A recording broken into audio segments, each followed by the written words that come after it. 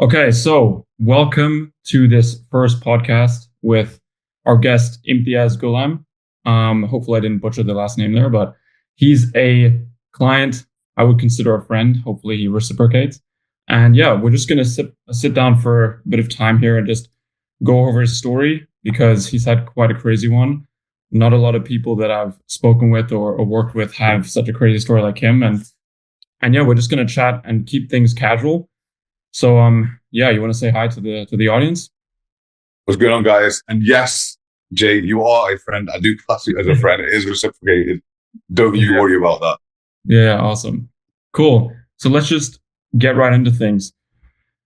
You're sitting at dinner, you're sitting opposite your younger self. What is one thing, and I know this is said a lot in podcasts, but what is one thing that you would tell him that would be able to, let's say, speed up his progress, be able to reach the point where you are today? It's an interesting one for me, this, because I'm of the belief that as a man, you only learn through hardship. Some things you can't be told. Yeah. You have to feel certain things. And because I know myself, and even speaking to my younger self, yeah, it'd be difficult for me to give some advice. I mean, I would give advice, of course. Yeah. You know, educate yourself, make sure you invest in that. Yeah. But at the same time, the main advice I would probably give now to think of it, is don't wait for calamity to strike before you take action and change the route that you're on. Because that was me before. I'd wait till shit hits the fan and then I'd be like, ooh, not going to do that again. And then, yeah, go ahead. I think it's human nature to like touch the burning surface and to realize, you know, that's not what I should do. Do you think those things can be avoided? Or do you think people have to, for example, let's say someone wants to lose weight or someone wants to reach a certain outcome. Sometimes they have to hit 300 pounds before they feel that burn. And some hit it a bit earlier. So do you think everyone has their standard or their thing? Yeah, definitely. I think people have got their pain threshold. And even with coaching, even with weight loss, you know, for me, I can remember must have been 22, 23. I seen a friend that I haven't seen in a while, and I wasn't really out of shape, but he was like, what the fuck have you done to yourself? And that for me was painful enough. Are you with me? For some people, their pain threshold is actually really, really, really, really, really high. And that paired with the fear of change is a really dangerous recipe, which then prolongs the point at which people take action. Yeah. So yes, I do believe that. Very few people learn from observing and taking note of where other people have stumbled. Very few. I'm talking very, very few. But then also with those people, they are very risk averse. They kind of coward and they don't really roll the dice. So it's a difficult one. It's a difficult one for me because one of my biggest beliefs is just keep going until you fuck up and then resolve it. Because I was that guy. I was told all my life, make sure, you know, you don't do certain things. And I was like, no, I know better. Yeah. And I'm talking in every avenue of my life. Yeah. To the point where it landed me in jail. Are you with me? So I can give advice on certain areas, but the best advice I could probably give is don't wait until you get burnt to change tax. That's what it would be. So in some sense, it's have humility, right? It's having the knowledge that you don't know everything and that you should take advice from your elders and you should ask for help. Is that kind of? Yeah. Once again, it goes back to if you're speaking to a certain personality type, especially the certain personality type that I am and I was, it can fall on deaf ears. And I had some of the greatest advice. I just didn't take it. I think so. Yeah. People, like, first of all, where do you think that came from? Like, I wouldn't say it's stubbornness or thinking you can do better, but where do you think that came from? Do you think it's your environment that you grew up? Or what was that? I wasn't impressed, and I wasn't impressed and I wasn't satisfied, and it didn't appeal to me, the life that the people were living, that the advice came from. Does that make sense? The people who were giving the advice weren't living a lifestyle or in a way that I found that I admired as an individual. Are you with me? 100%. So the advice may have been sound. The advice may have been really, really good.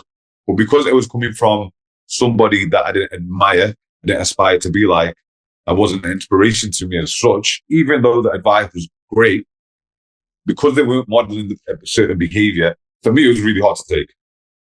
I was like, what the fuck do you know? Right? What the fuck do you know? That totally makes sense because, for the audience, right, you modeled people that on the surface level maybe had the money, the fast cars, but it ended up you doing criminal activity. Mm-hmm.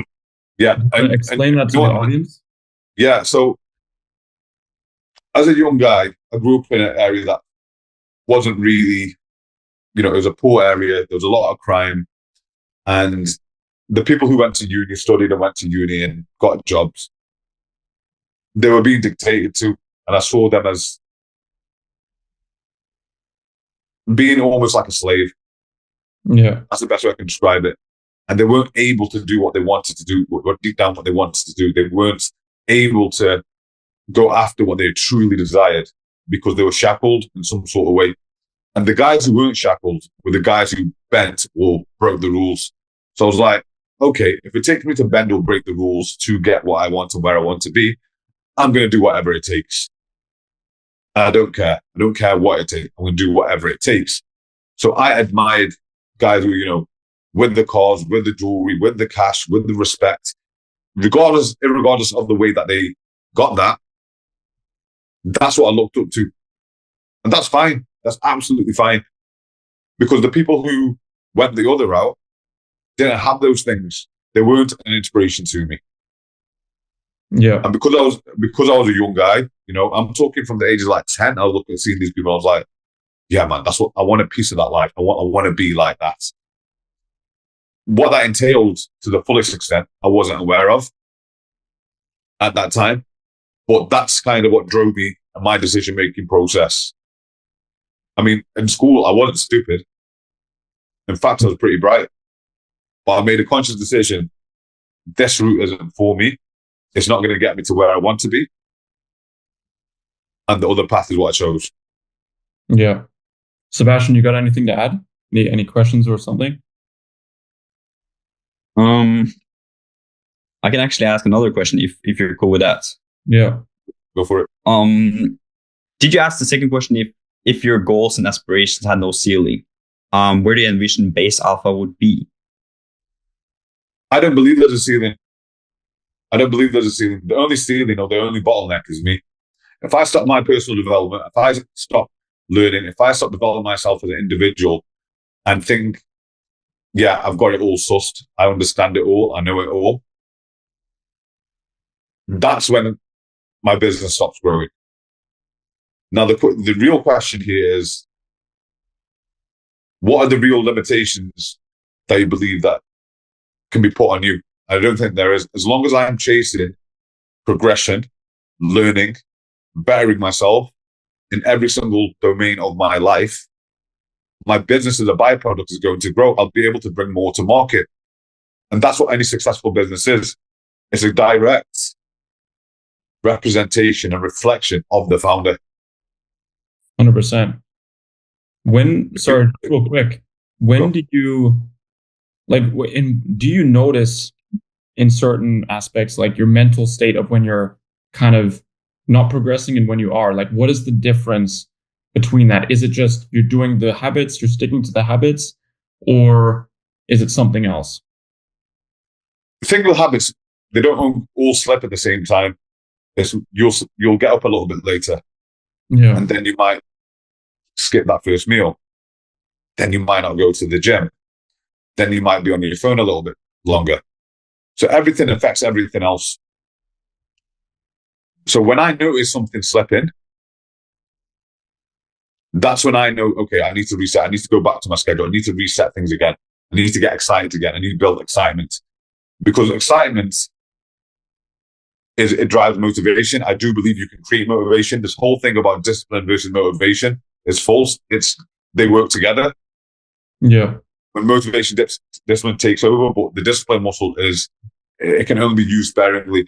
Motivation comes from progress. We're men. We love progress. We like looking at numbers and facts that show that we are getting better. You know, it's like I box. I go boxing now and then. If I kept getting punched in the face with the same punch from the same person again and again and again, over time, I'm not going to be motivated to go. Yeah. So you've got to make sure that you are winning and give yourself the best chance to win. When something does slip, rectify that immediately, because it will have a knock-on effect. It won't catch you now. It might catch you 3 months down the line or 6 months down the line. Yeah. But once you do notice those chinks in your armor, have that self-awareness to go back and think, okay, I snoozed my alarm today. Yeah. Why? Was it the meal I had last night? Was on my phone too much? Yeah. Then go and rectify that. Because the longer you go without reflecting and rectifying, other things are going to start to go. And then over time, no wonder you're going to feel that shit. No wonder your business is going to be progressing the way that you want it to progress. So it does, just to answer your question, yeah, habits are important. If you look at the most productive people, the people who achieve great things in business or sport or whatever it might be, any endeavor, they are a direct reflection of their habits. Yeah. That is the equation. Yeah. Mm-hmm. I'm just going to give some context to the audience. So obviously you messed up in your early 20s. You went away to jail. For how many years was it again? So I got sentenced when I was 26. Yeah. So I'm sure you got people who are going to listen to this from all over the world. So in the UK, you have whatever they sentence you to, you serve half in custody and half in the community, depending on your conviction. If it's a violent crime, sometimes you can do 2/3. A life sentence means you do your entire tariff and then probation. So with myself, with there being a drugs offence, I served half of the 7-year sentence in prison, and then I'm just finishing off the rest of it in the community, but I've got to go probation, X, Y, Z. Gotcha. Okay, cool. That gives a bit of context. So for the audience listening, in the first year where you got out, you started your business, you started Base Alpha, you turned around 6 figures. For some people that I'm just going to correct it there. So Base Alpha itself didn't start till a year after. So that was like the second year. What I did was, initially, once I got out, I was a 1-to-1 PT in person. Yeah. Built up a portfolio, put in the long yards, waking up early, not getting home from the gym till late, doing that stuff. And then Base Alpha, the plan was always to go online. Yeah. Once I built a portfolio and had the experience with working with people 1-to-1, I then transitioned online. And it was in that second year, the first year of Base Alpha, where I hit 6 figures. Gotcha. Cool. Makes sense. So some people obviously watching that are going to look up to you.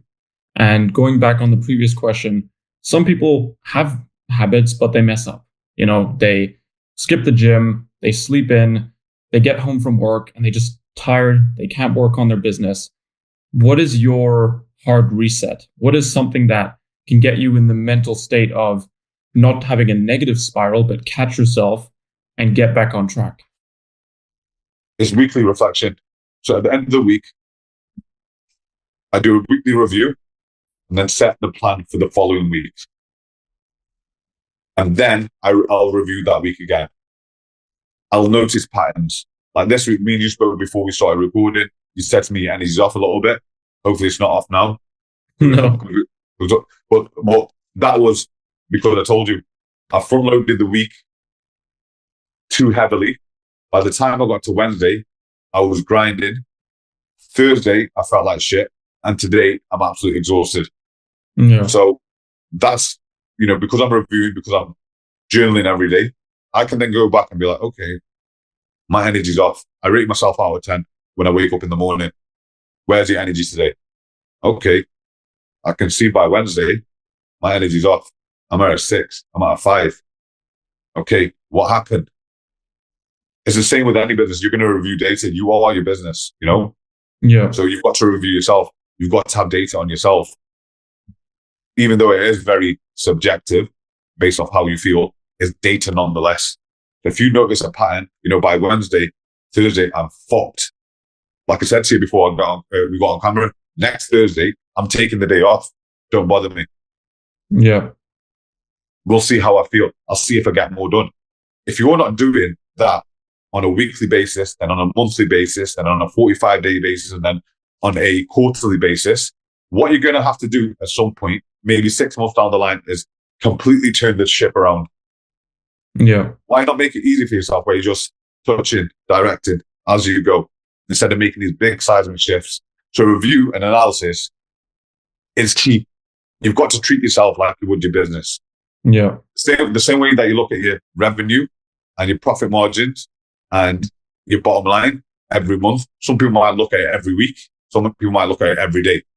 Yeah. Why aren't you doing the same for yourself? If people know that they are their business is a direct reflection of them, why are you not doing that? The root cause is you. The bottleneck, 99.9% of the time, is the founder.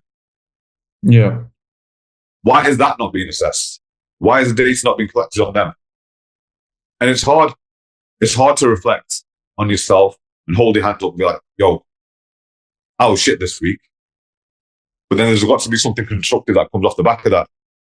Why was I off? What happened? How did I deal with certain situations? Were my habits off? Was I staying up a bit too late? That way you can when you zoom out and you over a span of time, you're going to have much better results than if you just go with the flow. Yeah, I agree. I think a lot of people, especially people that are ambitious, they sometimes struggle with saying, I messed up, I was wrong. And they don't want to do that self-reflection because they realize, they have to kind of confront that pain and those slip-ups. Is that something that you I guess coach people with? Is that something that people miss? Is that self-reflection, that honesty? Yeah. And that's one of the key elements of what I do with my clients. They are told to and taught how to, because some people don't know how to self-reflect, to build that self-awareness, to see their diminishing efforts and their poor performance as a signal. It's a signal. Okay. And then that signals what needs to be, that signal is, it's like an alarm going off. Something needs to be fixed. Something's off here. Yeah. Don't accept it and get down about it. It's fixable. Everything's fixable. You can resolve any issue. And as human beings, we have set systems and set procedures that we go through every single day. When you get out of bed, the sock that you put on in the morning might be your right. It might always be your right. Yeah. Which hand you hold a toothbrush with, the side that you start brushing your teeth. These are all pre-programmed things. And so sometimes it's hard to see it yourself, right? You need that coaching. Yeah.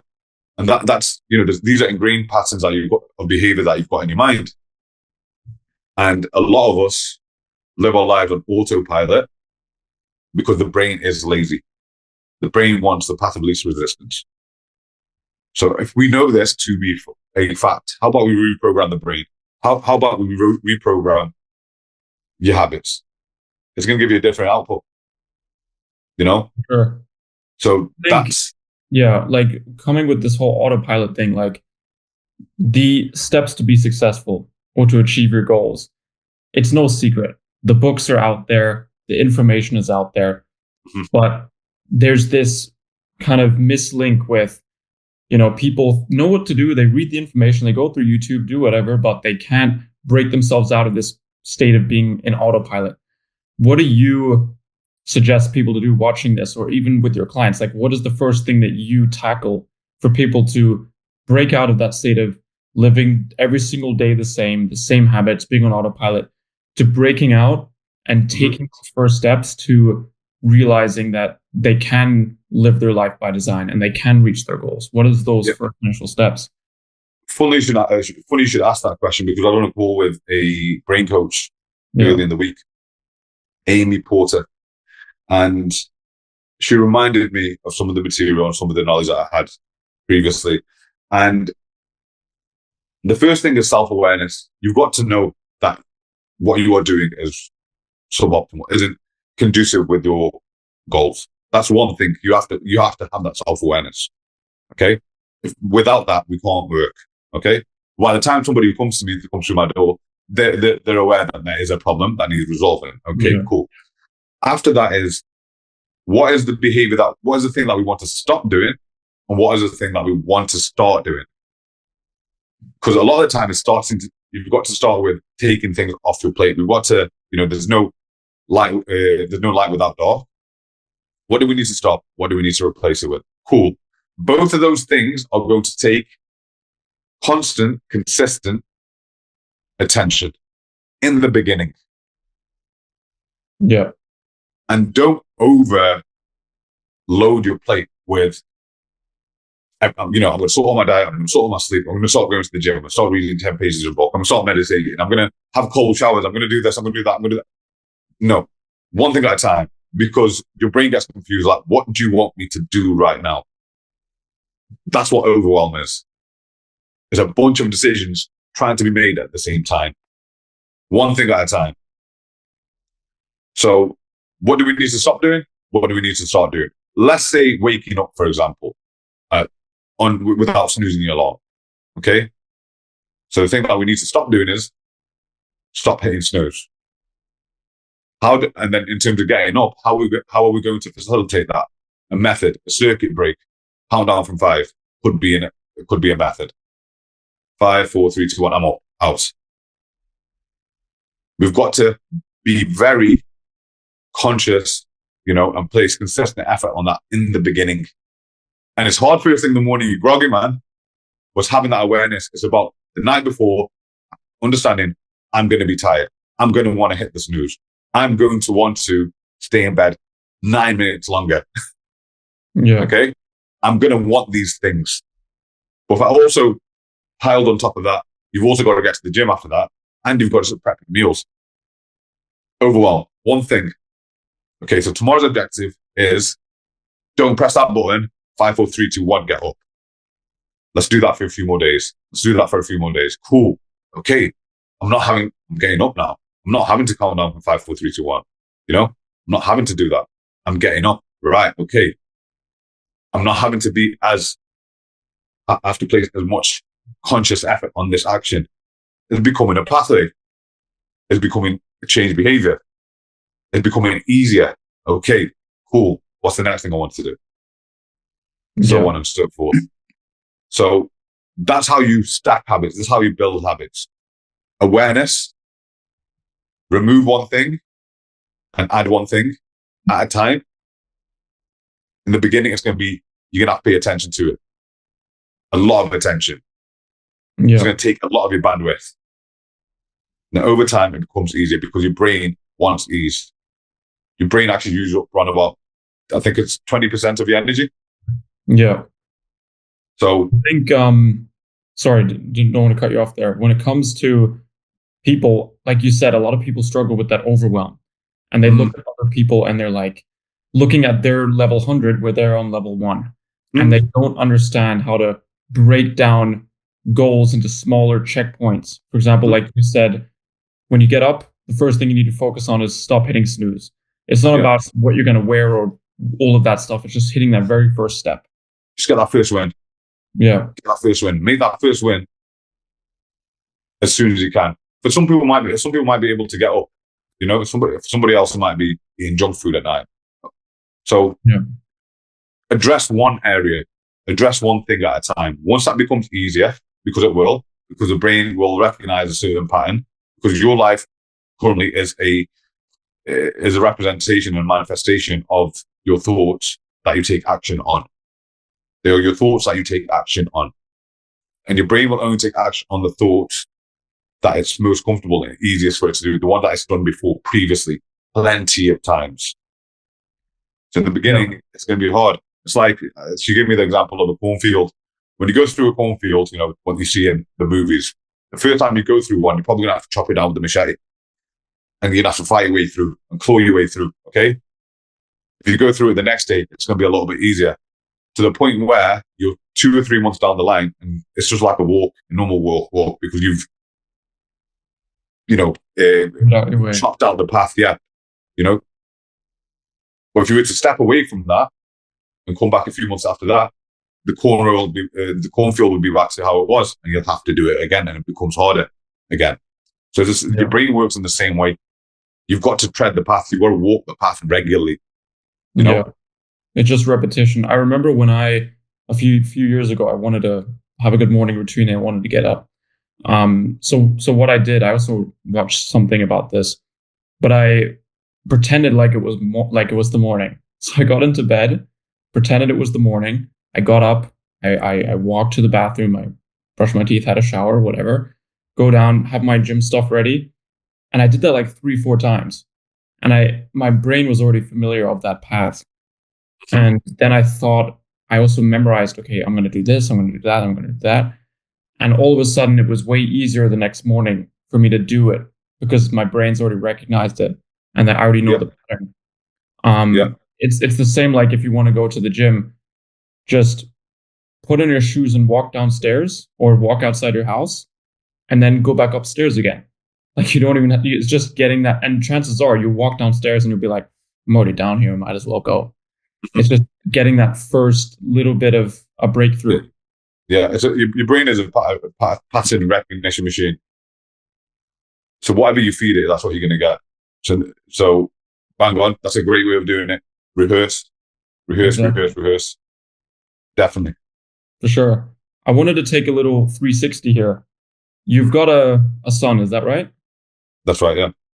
What values and what things are you putting importance on to make him a successful man or to make him achieve his goals? What are the things that you're focusing on when raising him? Is there something that, you're putting a lot of value on, or are you just taking it day by day? What does that look like? The main principle, the main value is integrity. Yeah. Doing what is required, not what is easy. Doing what you say you would do. Yeah. That's the main thing, because I think everything rests on top of that. Treating people well, being capable, being physically able, being smart. Everybody has the same goals, pretty much. Everybody has the same goals. Everybody wants to be successful. Everybody wants to be liked and admired, etc. Well, how is that done? The thing that rests on is integrity, is doing what you say you're going to do. The people who don't become successful, the people who don't become, admired and likable and capable, they had the same goals as the people who did. But the only difference was integrity, the follow through. So that's the main thing, I believe, the main value that I'm embedding and ingraining in Zach's mind. Yeah. So it's when you say something to not lie to yourself and actually pull through. Mm-hmm.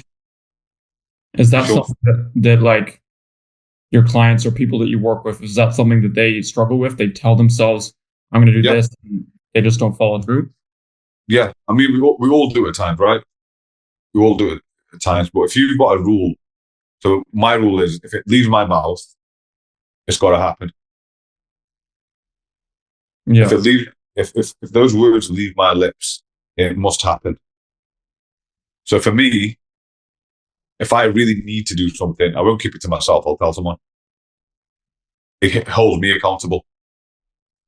And that is definitely something that the guys that I work with initially struggle with. They've tried on their own before. They're the sort of people that can't keep promises to themselves that nobody else knows about.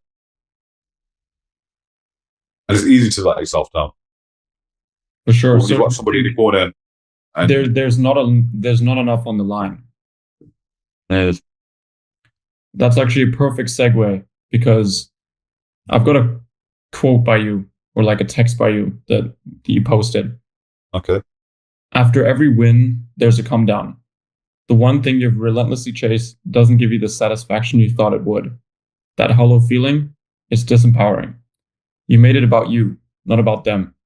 But when your mission is to serve, the work is never done. There's no emptiness, no letdown, only purpose. So the question is, who are you really doing this for? Do you think the key to actually keeping yourself accountable is doing this for other people, is for putting more on the line? Yeah, 100%, whether it is family. But I think everybody says, yeah, I'm doing it for my family. That's, for me, it's great and it's commendable. But then it makes me think, if you're capable of so much more, why stop at your family? If you look at the greatest people in history, let's not say greatest, the most influential people in history, the people who actually impacted the world, the way that things are done, that actually changed things, whether it was for good or for worse, they didn't do it for themselves, they didn't do it for their family, they did it for people in general, for society. You can look at it from opposite ends of the spectrum. So if we take somebody like Martin Luther King, he had a vision, he had a dream. Not about that my family is going to sit with another white family. It wasn't that. He said that slave masters and slave owners will come together. He spoke about the world. That's one side of history, okay? Let's flip it on his head and stay with me on this one. Adolf Hitler. He had a vision for the world once again. It wasn't for his family. It was for people. It was for society. It was for the world. Okay? And if that is your measuring stick, the amount of impact that you can have on the world, then you will keep going.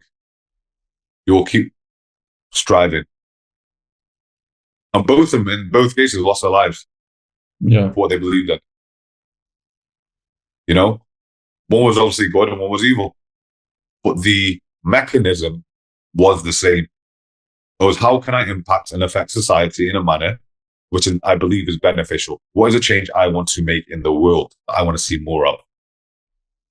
Because I had a conversation with one of my friends who is in the barbers the other week, a few weeks ago actually.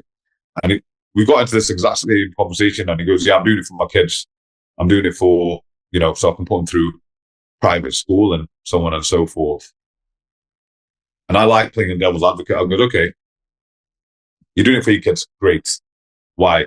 Because I want them to become outstanding individuals. Fantastic. Are there kids who went private school that end up not so great, that possibly end up in the same position that kids do who didn't go to a private school? Yes, there is. Okay. So is that a guarantee? No, it's not. What's more profound is, where are your children going to spend most of their time? Are they going to spend most of their time with you or in society? They're going to spend most of their time in society, right? Not stuck by your side. Their time with you is going to be minimal. So would it make sense to affect society, or aim to affect society, and be the change that you want to see in society, so everybody benefits? Yeah. Is that that's what's that, sorry? Does that align with your goals? Is that what you're striving? Yeah, I want to have influence. I want to have influence, not from a selfish point of view. I want to change how things are done. I want to change standards. I want to change the agenda that's being pushed nowadays. I want to change the way that the male species, as it were, is the way that we are going. That's what I want to do. That's my objective. That's my goal. I'm doing it for every single man out there. And it's because men are slowly, as things are getting more comfortable in society, not becoming accountable and not sticking They're up. useless. Most men are useless. Yeah. I see it all around me. Mm-hmm. And they know that, but they can hide. They can hide nowadays. But there will be times in your life where you can't hide, where people need you, people depend on you, when doing the right thing is harder than doing the, what is expected or what is okay in society. For sure. You see it in the UK. I mean, the UK is getting a lot of press at the moment. It's a fallen state. Why? Because it deviated from the morality, their standards. And then when you look at other areas of the world, whether it is China, whatever you make of their governments, but they have a certain standard. If you look at Russia, they have a certain standard. For sure. So that's, I can go into this in much more detail, but for the sake of this podcast, that's essentially what, why I do what I do. And that's what keeps me going, keeps me focused. I'll get into standards for a bit, but we spoke about goals and like people that achieve big things, they have these massive goals. Do you think most people either have no goals or their goals are too small and that's why they just can't get up and can't keep pushing? A lot of people have goals. A lot of people have dreams, should I say. A goal is a dream with a plan. Yeah. That's the difference. People have dreams. Everybody's got dreams. Not many people have got goals. What was the second part of the question that you asked? Sorry. Like, why do you think people have too small goals, right? To get out of bed and push, and just like the quote I mentioned, once you achieve that goal, or a certain goal, you get a bit of satisfaction, but you don't get the satisfaction that you think you deserve, and maybe you stop. And then there's people that continue pushing. Do you think it's because people's goals are too small? Yeah, I think that people's goals stop at themselves. That's why it's easy to let yourself off the hook. But with me, who keeps me accountable? The men that I'm working with. Yeah. They're looking to me. They're looking to me, so they keep me going. If it wasn't for them, it'd be easy for me to say, yeah, bro, I'd still be, maybe not. I can't say for sure. But what I can definitely say 100% is when I wake up, when I go through, when I'm trying to grow my business, when I'm trying to improve myself, the people that are at the forefront of my mind are my clients, nobody else. Coaching is one of the most selfless things you can do because the focus shifts away from you. The shift is away from you, moves away from you and onto the people that you're trying to serve. So, yeah, I mean, people do have small goals and they do underestimate what they're capable of. But then once again, like I said, most people don't have goals. It's just dreams and they label them as goals. There's no action. There's no step-by-step. There's no contingency plan. There's not a review. There's no reporting. Is that really a goal? Can you call that a goal? I always, when growing up, and I think Sebastian relates to this as well, because Sebastian is very young and doing the complete opposite of all of his friends and getting judged. And it's because both of us have big goals. And I think for me, I always grew up thinking, oh, everyone's got big goals. Everyone's got big dreams. Everyone's got a plan. And then you look around and you get older and you're like, wait a second. There's not many goals. There's not many goals that are taken action upon. So why do you think that is? Do you think it's because of the conditioning? Maybe perhaps by the system? Do you think it's because people just are comfortable? What do you think the true reason is?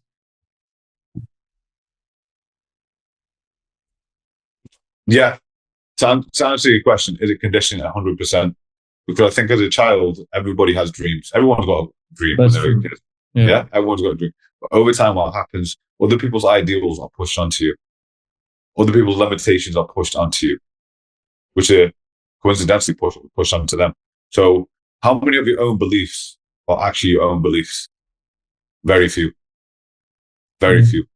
And when you pop out of the pack, like what Sebastian is facing, when you do move away from the pack, you are going to be criticized. You are going to be made fun of. You're going to be mocked. They're going to call you stupid and call you deluded. Why? Because what you're doing doesn't align with their ideals. And as humans, we are pack animals. We don't like to feel like we're an easy target. We don't like to be alone. And just because we don't like that feeling, we'll take on behaviors and beliefs and traits from other people just to fit in. Whether you do it consciously or subconsciously, that's, it is what it is. However, people will let their own dreams and aspirations die because of what they've been told. You'll see that kid in the supermarket running around pretending he's a plane or a dinosaur, and the mom will be like, stop doing that, stop doing that, stop doing that. Over time, that kid then starts to lose confidence. Whereas you've got a parent who's kind of backing them. I know it's a bit silly, but you can be whatever you want to be. You can be a dinosaur today. That's cool. Yeah. What do you reckon those two certain situations where you got child A who's been told, stop doing that, stop being so silly, don't chase that profession, become a doctor, become an engineer, become X, Y, Z, which essentially comes from the parent who's nowhere near that and has never been anywhere near that and has no aspiration. It's only something that they've been told, and then their parents have been told that this is a good, honorable profession. Yeah. Compared to child B, who's like, you can be whatever you want to be. If you want to be a dinosaur today, you can be a dinosaur. It's cool. Who's going to have better self-belief? Yeah. So the second kid is always going to be like, listen, I can do what I want to do. I'm not limited. So it is the system, it is society. And a lot of the time it's our parents, it's the people we're close with, it's the communities that we grew up in. It's our postcode. And that's been sort of a challenge for me. Growing up where I grew up and then being where I am. And I know people look at me thinking, has he lost his motherfucking mind? That's fine. Yeah. That's a great signal. For sure. I think when you learn more about it, the more backlash you get, the more you know that you're doing the right thing. Yeah, I mean, everyone becomes a fan in the end. Yeah. I knew him when he first started off. Yeah. Everyone's a support at that point, but it's that climb is lonely. You feel like you don't connect with people. You feel like the odd one out. And by definition, you are. That's a good thing. For sure. The more I, connect with people, the more I'm growing up, the more I realize that the average person is very, very lost. And they, you don't want to be average. So when you take the mean person and see what they're going through, out of shape, don't make a lot of money, don't have a lot of purpose, depressed, whatever, because that is the average person nowadays, then you realize you don't want to fit in. Just coming off the back of that, we'll sort of start wrapping this up. What is the biggest goal for Base Alpha? What is the thing that you want to really double down on in 2025 and beyond? What do you want to tell the audience that? My objective this year is to help 250 men change their lives for the better, earn more money, get in better shape, become a more valuable member of society. And as a byproduct of them achieving those things, society benefits. So I might work with 250 people, but the lives that they can touch in turn will multiply and multiply and multiply. It's like it's like when a domino effect. Domino effect. It's like when you drop something in a pond, you see the ripples. Yeah. I'm trying to drop that stone, shall we say, into that pond. That's what I'm going to try and do this year. That's awesome. Awesome, Imthiaz. It was great speaking with you. We'll wrap this up here. And I hope everyone watching got some great nuggets. And yeah. Been an absolute pleasure, guys. Awesome.